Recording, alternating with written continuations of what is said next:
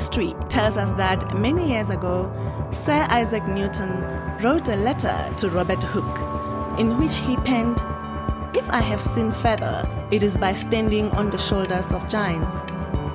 Isaac Newton recognized that his own discoveries and understandings of the laws of physics were made possible by the cumulative efforts of scientists, philosophers, and thinkers who preceded him. At its core, this Newton's phrase conveys humility and acknowledging that our individual achievements are not solely our own, but rather the result of collective knowledge and contributions of others. By standing on the shoulders of giants, we can see further, reach higher, and delve deeper into various fields of study. So, in leadership, it is therefore without a doubt that it is important to learn from the best, to embrace continuous growth, and to build upon foundations established by the giants of leadership. This is my entrepreneurship journey. I'm Difua Machele, and welcome.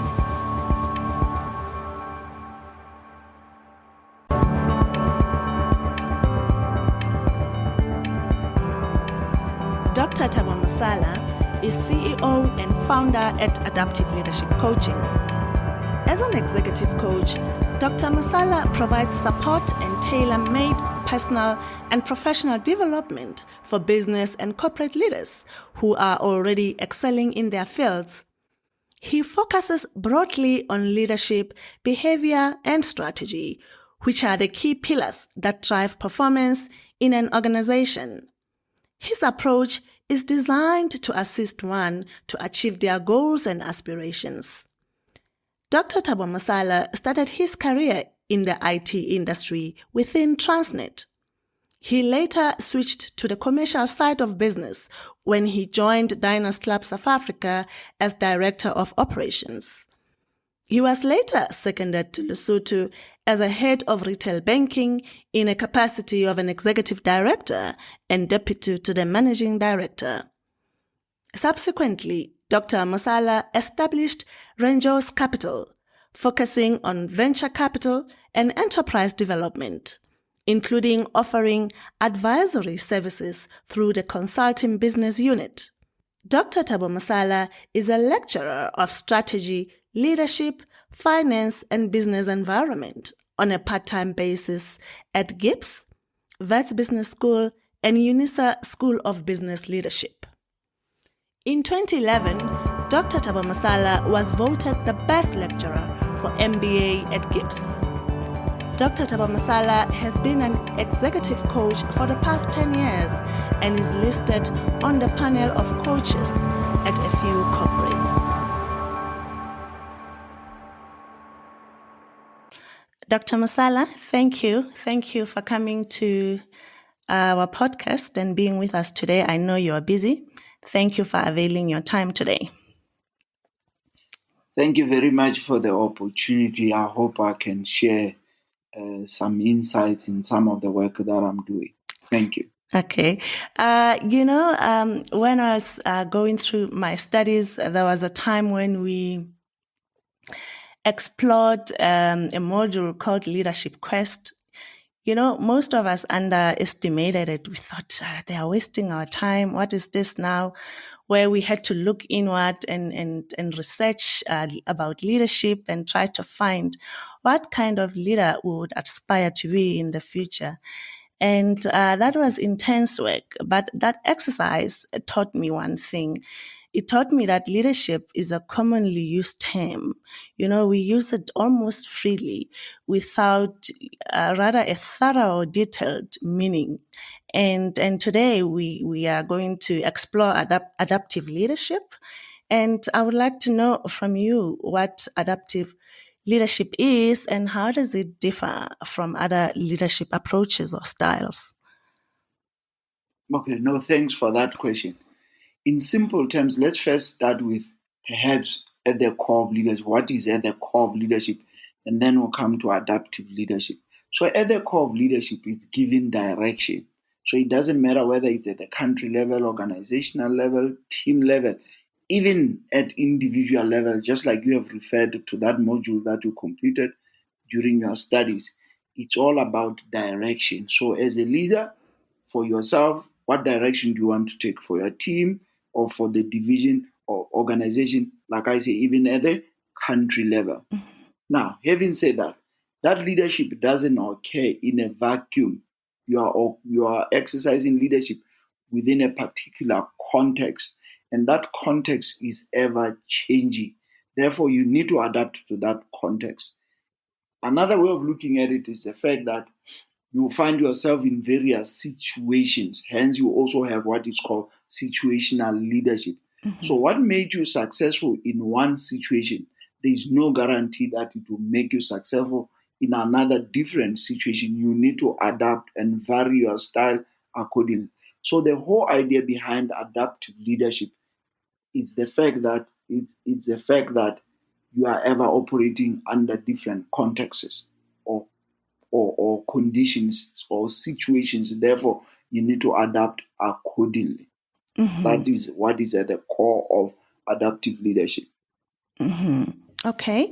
And so this adaptive leadership, take us through the lens of your organization.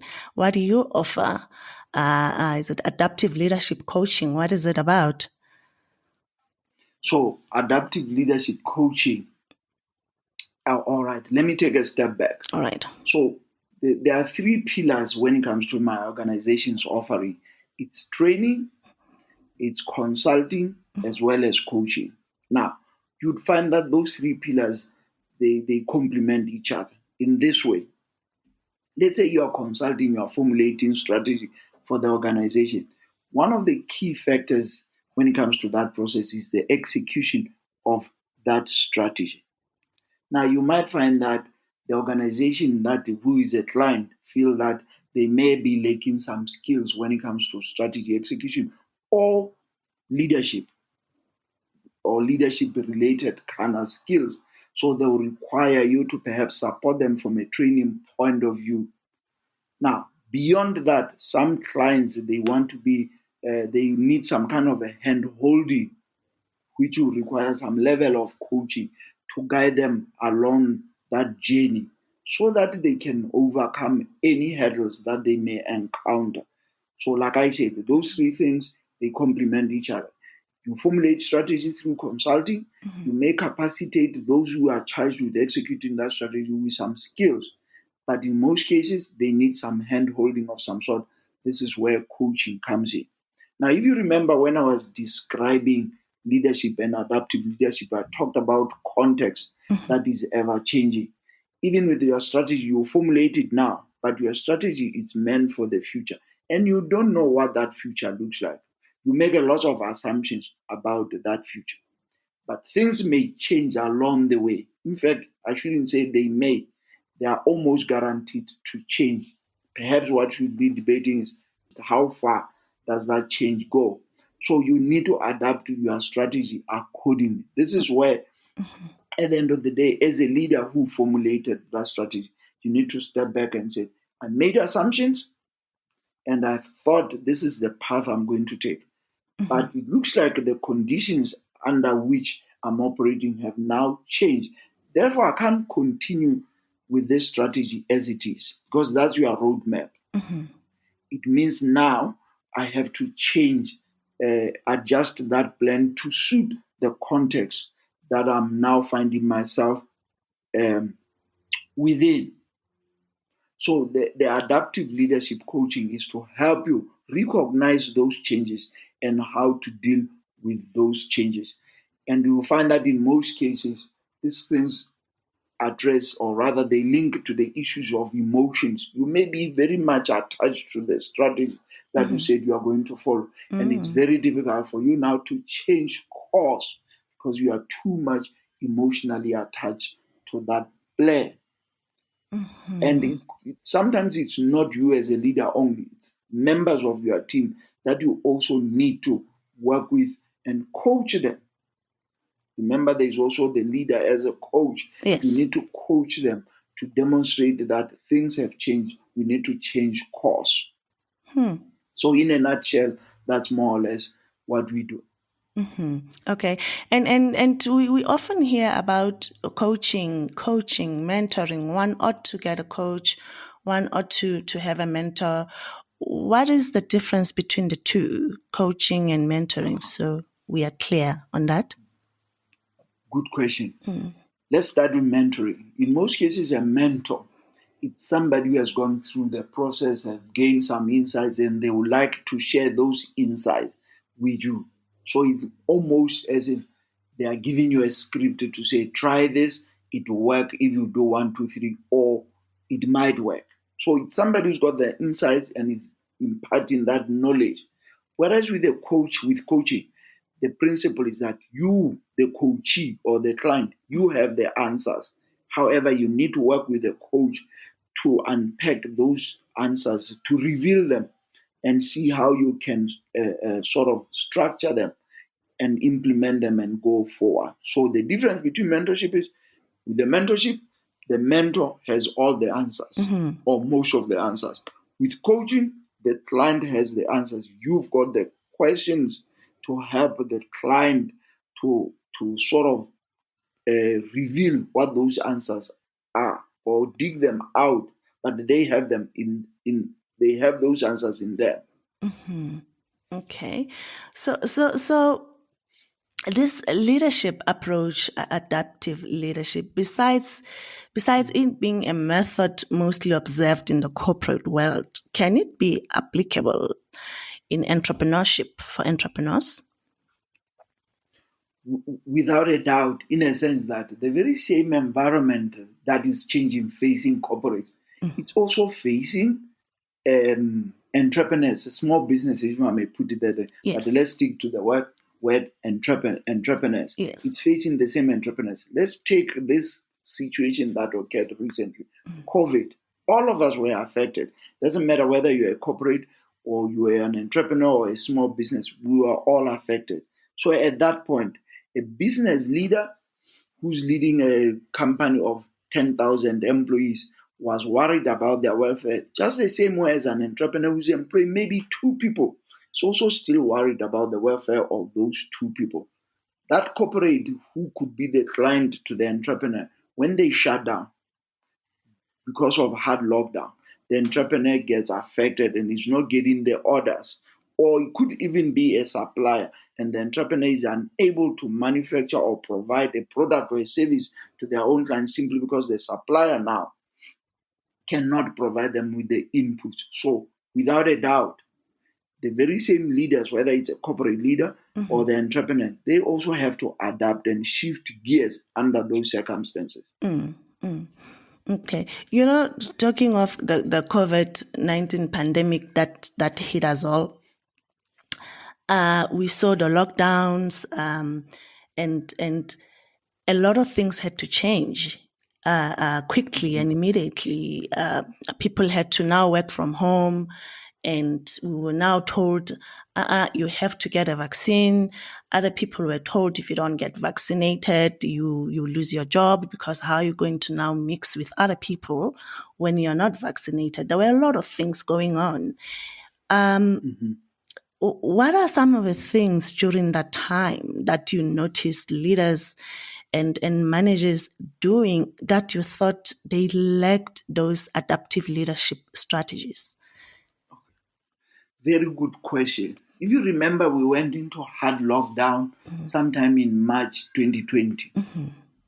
So at the height of that hard lockdown, I decided to conduct a study amongst my MBA students. I sent them the questionnaire just to understand what are the leadership practices out there.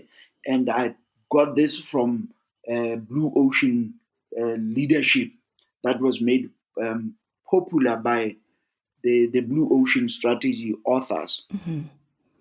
So basically what it asks a simple question: what should the leaders do more of, do less of? What should they introduce? What should they eliminate? That was the questionnaire that I sent out there. One thing that came up most significantly or prominently from that research is that managers are now micromanaging. So the people who completed the survey, they said, our managers are micromanaging. My immediate reaction was that I think that the leaders that we have, our managers that we have, they've always been micromanaging. It's just that COVID made it apparent in this way.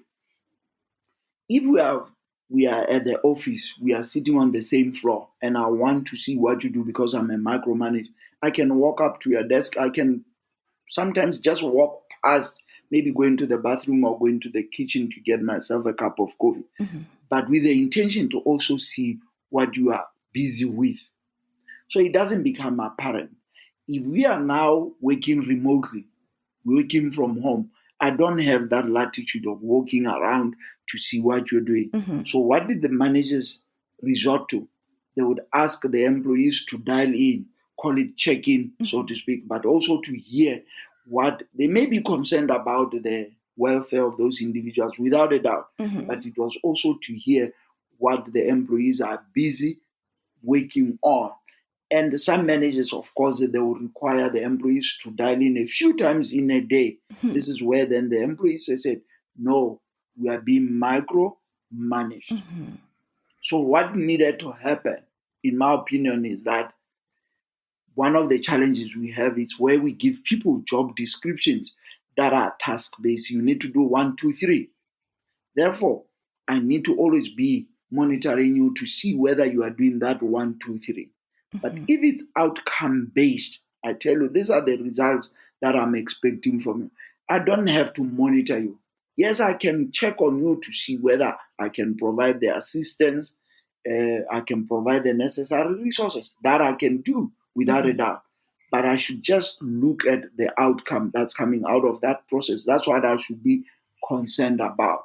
Which then means that the leaders themselves need to adapt and realize that the old way that we've been doing things, it just doesn't work anymore.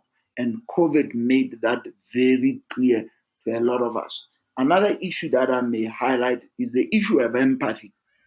I have no doubt from the literature you've come across leading with empathy or compassionate leadership.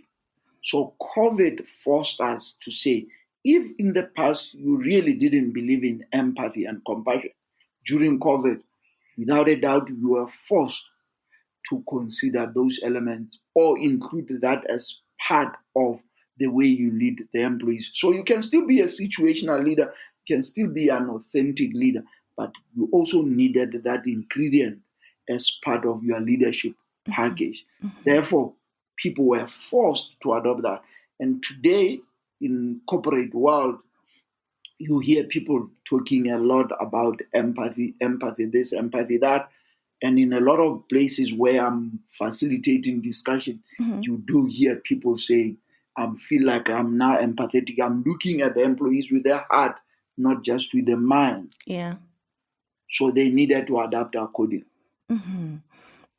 Okay. And what are some of the common misconceptions about adaptive leadership that you often see or encounter? So people tend to think it means that somebody is a chameleon. They are showing under this situation, then they show a totally different picture just so that they can get the kind of results that they want. But that's not what it means. Or it means now you are no longer authentic. Adaptive leadership doesn't mean you are no longer authentic. Let's say you lead through empathy. All right? When there is a situation that calls for you to give clear directions, you can give those directions, but with a lot of empathy. In fact, some would argue that that's what compassionate leadership is all about. It's about empathy, but with a focus that we still need to get the result. This is not just us becoming touchy-feely and say that I give you a hug and say that I feel for you, but we still need to achieve the results. So adaptive leadership, it doesn't at all mean that you are no longer authentic. At the core, you are still authentic, showing who you are. But you demonstrate that. But given this situation, there is this element that needs to be more prominent, because at the end of the day, that's what that context is calling for. Yeah. Basically, what I'm saying is leadership is not just one element. Mm. There are multiple elements to leadership. Just the same way as in a company, a value proposition is not one element. A company like Apple will tell you that design, simple to use, and they'll make a list of all those things. So in some instances, there is a client who pays more attention to what? To simplicity of the product. Another client will be obsessed about the design. Does that mean now Apple is no longer a company that is driving those different elements? No, it still remains true to its core. And that core is made up of multiple elements. Leadership is no different. When you say you are an authentic leader, you are authentic, and you follow what is authentic to you, there will be multiple elements of those. But given the different situations, it doesn't mean all those different elements you would apply them in equal magnitude, if I may put it that way. In some instances, one particular attribute may be prominent, in another, a different attribute prominent, but you are still authentic because all those things they constitute what makes you as an authentic leader. Yeah. And now when exercising this leadership style, what should a leader pay caution to? The reason I'm asking this question, we previously talked about the COVID-19 pandemic. People worked from home. Your study revealed that people were saying now we are being micromanaged. Now, post the COVID pandemic, the World Health Organization has now told us now, listen, COVID is no longer a pandemic. Now we see organizations calling on people to go back to work. Elon Musk is telling his employees to go back to the office. Just the other day, the employees at Amazon head office were picketing. We're saying, no, we don't, now we are used to working from home. We don't want to go back to the office. We are okay. We've been doing well. So when exercising this leadership style, what should leaders mostly pay caution to? Because it sounds like it's a tricky business. I don't know. It is a tricky business.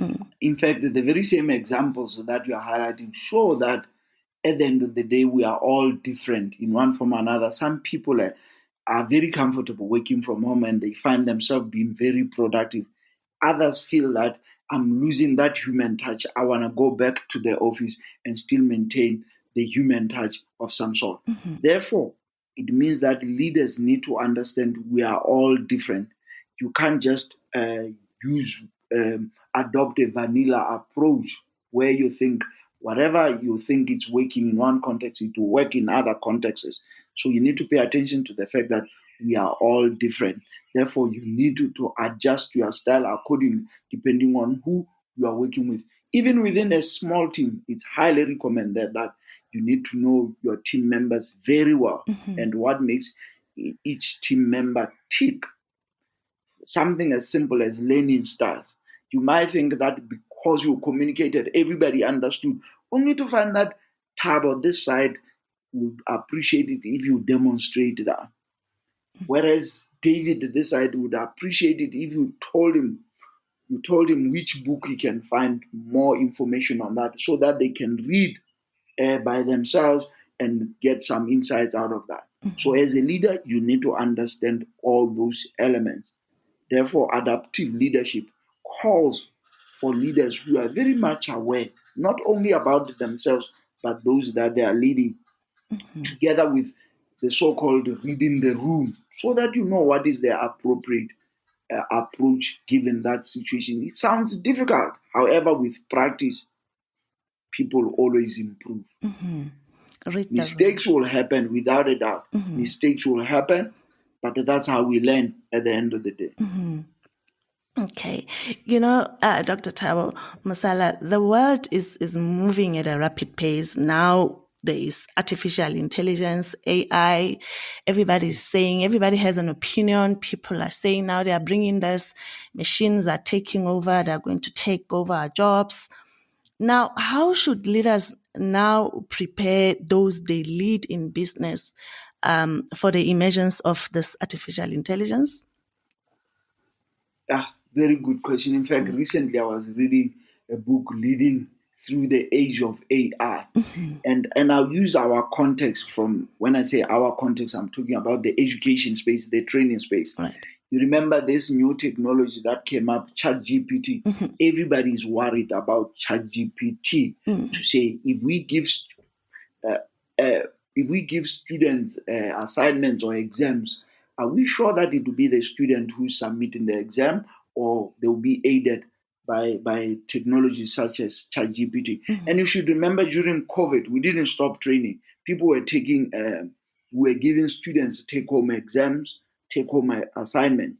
And now we are back in the classroom, and in some instances also adopting the hybrid model. Yeah. The question then is being asked, when we are back in the classroom, are we now going to go back where the students need to come into the exam room and write the exam on a pen and a paper? Personally, I don't think that is necessary. However, the concerns when it comes to technology, they are valid. So what we need to do as leaders, you first have to embrace that technology, because technologies, they push us to become better. They stretch us to become better. So from an education's point of view, what you need to do, embrace the technology, encourage the student to actually use those technology. But it means then you, as a lecturer, as a trainer, you need to up your game so that you stretch those students, knowing very well that they are going to use those technologies. That way you don't have to put mechanism, checks and balances where you're trying to catch students. Encourage them, use the technology. It will enhance your learning, but you have to up your game so that you still leave room for students to work hard and learn. So my take is, let's embrace this technology and guide the ones that we are leading, that they should also embrace those technologies, but in a sense that to complement them, enhance them, so that they can also produce at a much higher level. That's my take. Now talking of education now and AI, in light of this rapidly advancing digital environment we find ourselves in, now how can collaborations between institutions of higher learnings like universities and corporate spaces, how can those collaborations be strengthened in order to create and promote more data-driven courses to be offered? Okay. Yeah. Good question also. You find that Institute of Higher Learning, they do a lot of research and identify opportunities and some of the threats. So I see a strong collaboration between corporate and the Institute of Higher Learning, such that the corporate can influence the curriculum that is being offered at the Institute of Higher Learning, knowing very well that when those individuals then graduate and they complete their courses, they are ready for the market. So there's always been that issue that perhaps the institutes of higher learning are not necessarily producing the skills that make individuals market ready, simply because there's been lack of collaboration between corporate, industry, and the Institute of Higher Learning. If you bring the two together, we can close that gap.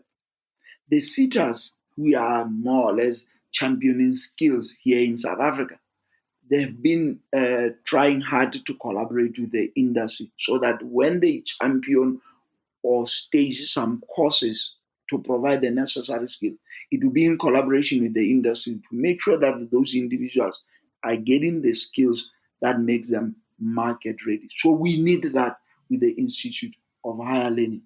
Yes, you have in some other developed markets where the corporate will even fund some of that research, knowing very well that they need that research to also improve their offering.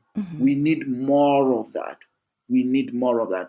If you take, let's say, my institution, one of my institutions, Vets Business School, for instance, they've got some courses on digital business. You will need a strong collaboration with institutions out there, given that digital transformation and digital related kind of offerings are in demand at the moment.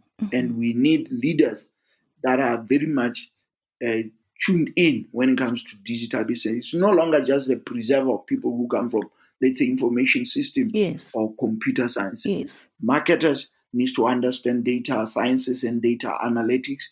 Human resources, there is human analytics that you can perform. So even HR people need to acquire those skills. Yeah. It's no longer just the preserve of people who studied technology at the undergrad level in a form of information system or computer science. Yeah.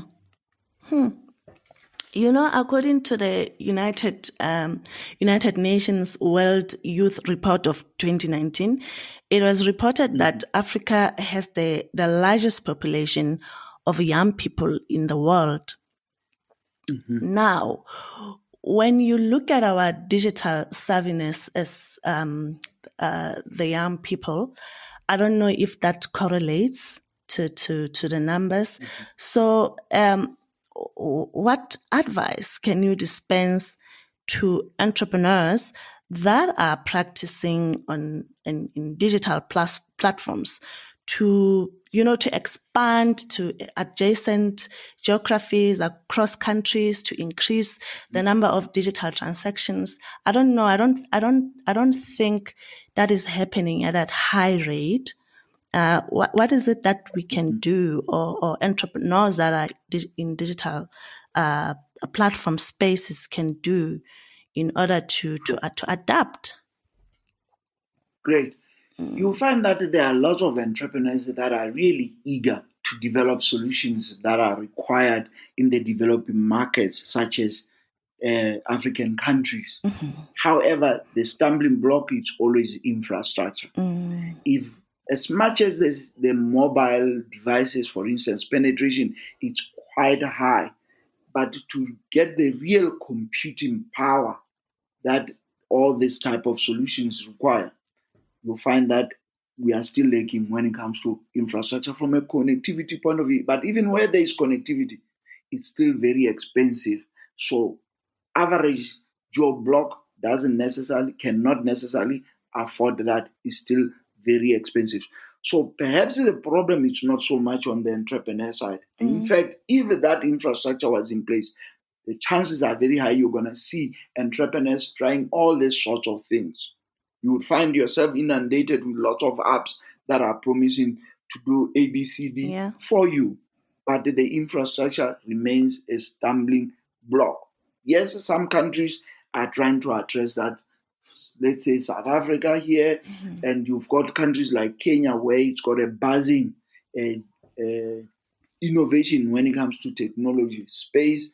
You go to Ghana, you go to Nigeria, Egypt, those countries are really pushing out. Yes. But the infrastructure remains a problem. Having said that, since we already know that that is a way of life, we need to instill these skills at a very tender age. But again, unfortunately, to go back to the infrastructure, that a lot of schools, let's take public schools, for instance, even the schools based in the rural areas, for argument's sake, they don't have access to that. So a child, for instance, that goes to a rural school compared to a child that goes to a town school, when it comes to brain power, they could be more or less the same. But because the one in the town school, it's more exposed, then they tend to be in a position where they can develop the latest solution, unlike the child who comes from a rural school, who doesn't have access to infrastructure, who's not as equally exposed. To gain that exposure, it means we need to extend that infrastructure to the rural areas. You remind me of a conversation I once had with the CEO of ICASA that regulates telecommunications in South Africa. And he was arguing that when they issue licenses, let's say to telecommunications company, they should add a condition that they should roll out they should achieve a certain coverage rollout in the rural areas before they come to the metropolitan areas. And he said in other countries they have learned that when you put that condition, they rush very quickly to build that infrastructure in the rural areas before, so that they can get to the metropolitan where they make lots of money. They didn't get to implement that. I don't know why they didn't follow through in that respect, but that was a good idea. Another concept, the now Premier of Gauteng, when he was still the MEC for Education, they had that idea of having exchange program between the township schools and the suburb schools. So let's say Orlando High has got a relationship with St. Stephen's. The St. Stephen kids sometimes go do some modules at Orlando High so that they can see some of the social problems the country is faced with. When they get to a particular level, they should have that mentality to solve those social problems. On the other hand, the child who's Orlando High, when he or she comes to St. Stephen's to do some of the modules, they become exposed because that school is well resourced. Yeah. It may be the first time they see a robot or a drone, but now you have expanded their mind. They know there's something called a drone. Tomorrow, when they go onto YouTube and search for a drone, they might just pick up that in Rwanda, drones are being used to deliver blood into the rural areas. Now, that child, you have already planted a seed when you have done that. When they grow up, that could easily be something they are obsessed with, that when I grow up, I want to solve this problem. I was exposed to this a while ago. I would like to solve a problem like that. So in the end, you will need entrepreneurs to develop solutions for all those things that I've highlighted. That company that's doing the work in Rwanda, Zipline, it's an American company started by entrepreneurs that saw an opportunity. South Africa, I think, once sent a delegation there to go see what that company is doing. But there is somebody who's doing more or less here. The lady, her name is Ndlovu. See her online posting some stuff regarding drones. So without a doubt, we need entrepreneurs like those who coming up with the solutions to solve our social problems. Wow. Now let's talk about an entrepreneur as a leader. This is a business owner, a small business owner, a leader in their own right. What are any specific strategies or techniques you can recommend for them to be more adaptive in their leadership? Okay. So coincidentally, this coming week, I'm scheduled to go talk to some entrepreneurs in Port Elizabeth. So the focus for me is going to be on personal mastery and leadership. So personal mastery basically saying you are leading yourself. You need to know what makes you tick. You hear some people say, I'm a morning person. So if you are a morning person and you know that, you will try to cover as much as possible in the morning. But be aware that some people at that time, they may not be ready to work with you, in which case you need to work around that. That's where the adaptability comes in. Or you feel that you are more productive in the afternoon. But customers have been placing their orders in the morning. Will you be able to adapt and find strategies to fulfill those orders, even though you feel that you are not at your best in the morning? This is where you have to work with other people who complement you. So those are the tactics that you employ to surround yourself with people who complement you, because you know yourself. Yeah. And you can't do that before you know who you are, what you stand for, what makes you tick. Yeah. Let's say you realize that you're a big picture person, but in some instances, you need to dive deep into details. You might find that perhaps to do that, you work with somebody who's more comfortable in doing that. You'll be complementing each other in that respect. But it starts with you understanding yourself and what makes you tick, that personal mastery issue. Hence, you would find that in most cases, when we conduct these workshops, we may include some of the assessment tools to help people to get to know themselves better. And this workshop is still accessible to register to go to? Okay. No, it's a private workshop funded by Allen Gray Foundation. I've just been contracted to facilitate that session. Yes. Okay. And if there's any leader out there who feels they need, to have fluidity in their approach towards this unpredictable market environment, how can they access your firm's coaching services? we are readily available on online various platforms, whether it's Twitter, LinkedIn. You'll find there Adaptive Leadership, or you Google my name, you'll find me there. Yes. Okay. You know, in light of what we've just discussed now, Dr. Mosala, what is a book that you can recommend to us to enjoy and explore? Okay. There are lots of books that come You into read a mind lot, immediately yeah. when you ask that question. Yes, I read a lot. Yeah. I believe in one enhancing their toolbox. Yeah. Like we say, situational leadership or adaptive leadership. When you are faced with a situation, you need to look into the toolbox and say which tool will be appropriate given this situation. And that toolbox should be versatile enough so that each job you'll be able to tackle it. But the one book that I highly recommend when it comes to leadership related issues, it's EQ Difference. Unfortunately, now I'm forgetting who the author is. EQ Difference. Yes, which is the emotional quotient, emotional intelligence. Why that one? At the heart of leadership problems, it's the emotional intelligence issue. Whether it's handling feedback, whether you're working under pressure, whether it's a lost order, how you deal with all those elements, you will find that your emotional intelligence play a significant role. So it is my wish that leadership, all leaders, irrespective whether it's entrepreneurs, team leaders, corporate leaders, we can all work on the issues of emotional intelligence. Daniel Goleman, when he came up with this principle or made it popular of emotional intelligence, prior to that, we thought that intelligence, IQ, was good enough.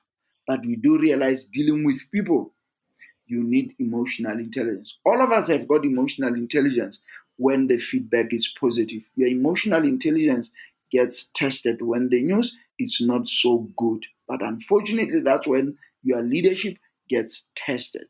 We are good leaders when everything is working very well. Let's take load shedding in South Africa as an example.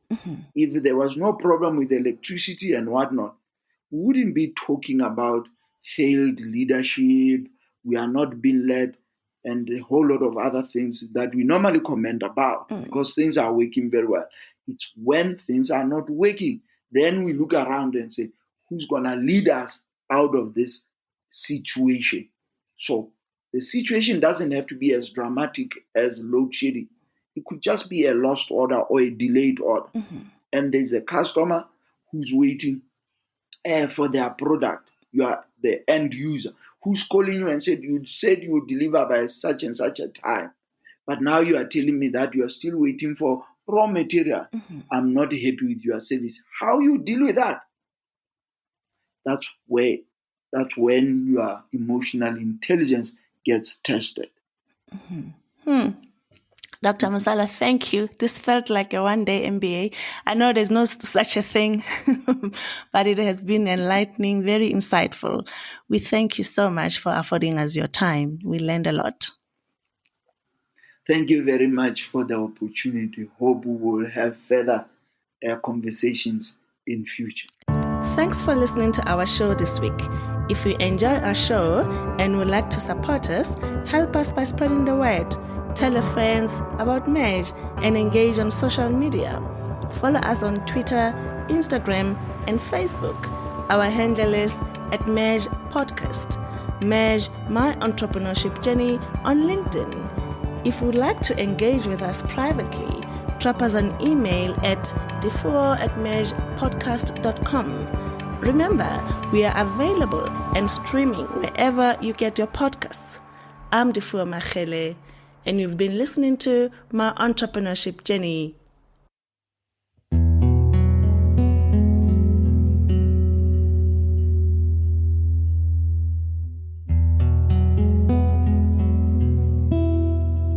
Hey, Merge Podcast community.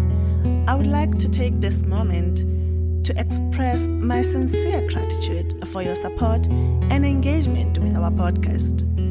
If you enjoy our show and find value in the insights shared here, I kindly invite you to click the follow or subscribe button on your podcast platform. By doing so, you will ensure that you never miss an episode and stay updated with our latest content.